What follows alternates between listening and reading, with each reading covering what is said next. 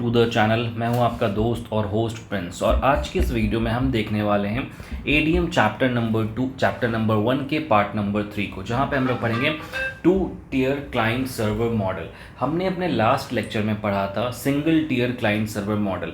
उसके पहले हमने क्लाइंट सर्वर मॉडल के बारे में कुछ इन्फॉर्मेशन देखा था कि क्लाइंट सर्वर मॉडल क्या होता है। आज हम लोग यहाँ पे देखने वाले हैं 2 टियर क्लाइंट सर्वर मॉडल के बारे में। हमने आपको single tier client server model में बताया था कि वहाँ पे हमारे सर्वर और क्लाइंट दोनों जो थे वो सेम होस्ट पे थे, मतलब सेम मशीन पे होस्टेड थे, राइट। वो था हमारा single tier client server model. But जाहिर सी बात है कि जो हमारा 2 टियर क्लाइंट सर्वर मॉडल है, इसमें हमारे पास कुछ चेंजेस हमें देखने को मिलते हैं। The 2 tier client server database model is a simple and widely used architecture in database systems. It involves 2 distinct layer और tiers, the client tier and the server tier. यहाँ पे 2 हमारे पास अलग अलग लेयर्स होते हैं, एक होता है क्लाइंट लेयर, एक होता है server layer. This model is particularly used in small to medium sized application where the interaction between the client and server is direct with no intermediate layer। जहाँ पे हमारे पास कोई intermediate layer नहीं होता है, वहाँ पे हम इस मॉडल को यूज़ करते हैं। इसका जो डायग्राम है कुछ इस तरीके का आएगा।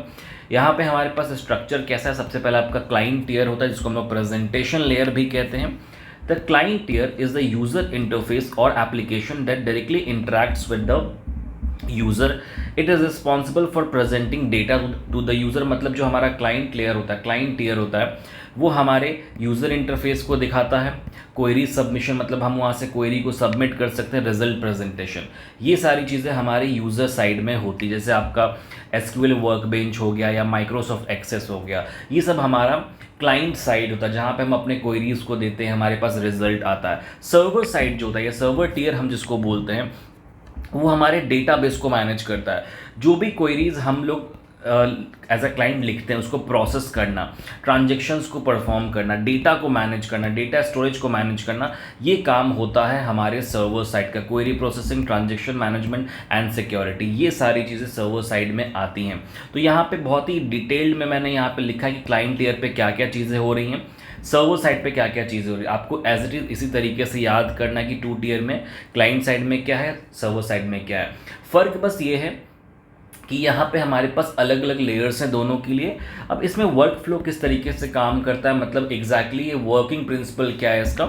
सबसे पहले client request, the user interacts with the client application for example bye entering a query और रिक्वेस्ट टू रिट्राइव और अपडेट डेटा। जैसे हम सबसे पहले रिक्वेस्ट करते हैं डेटा इंसर्शन की, डेटा अपडेशन की, या किसी भी चीज़ की, देन सर्वर उस क्वेरी को प्रोसेस करेगा। The server receives the request and process it by executing the corresponding SQL queries और ऑपरेशन। देन एसक्यूएल की जो भी क्वेरी होगी उसको प्रोसेस किया जाएगा सर्वर के द्वारा।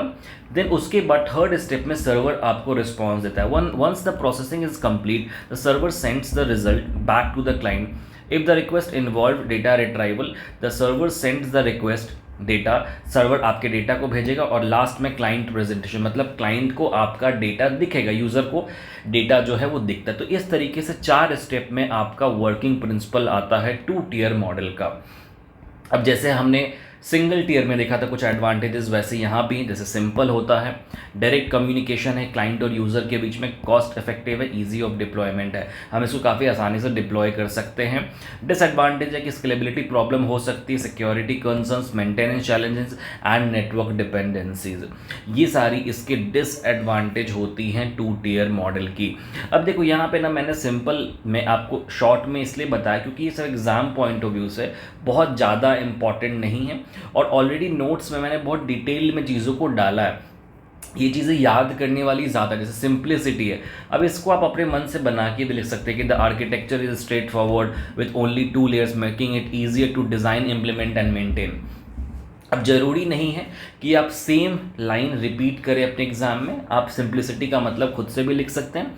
डायरेक्ट कम्युनिकेशन का मतलब होता है clients communicate directly with the database server resulting in faster data access at reduced latency for smaller system, cost effective, small medium size application के लिए थोड़ा यूजफुल होता है, कॉस्ट इफेक्टिव होता है, मतलब यहाँ पे हमें कॉस्ट कम लगता है और इसको डिप्लॉय करना काफ़ी आसान है। सो ये सब एडवांटेजेस होते हैं इसके, आपको यहाँ से याद करने हैं। सो आई होप आपको 2 टियर मॉडल अच्छे से क्लियर हो गया होगा। नेक्स्ट वीडियो में हम लोग पढ़ेंगे 3 टियर मॉडल के बारे में और उसके बाद आपका चैप्टर 1 का पार्ट 1 कंप्लीट होगा, फिर हम लोग पार्ट 2 पे जाएंगे और उसके नोट्स भी ऑलरेडी ऐप पे अपलोड हो चुके होंगे। साथ में मैं क्वेश्चन बैंक भी ऐप पे अपलोड करूंगा, आप जाके ऐप को इंस्टॉल करें और वहाँ से चेकआउट करें। ओके, सो इस वीडियो को देखने के लिए बहुत बहुत थैंक यू आप सबका। अगर आपको वीडियोज़ अच्छी लग रही है प्लीज़ कमेंट करके बताएं, और अगर आपको मेरे नोट्स असाइनमेंट अच्छे लगते हैं तो प्लीज़ अपने दोस्तों के साथ इस चैनल को ज़रूर शेयर करो ताकि सबको इस वीडियोज़ को, ये प्लेलिस्ट को देखने का मौका मिले। Okay, thank you so much for watching this video, have a good day.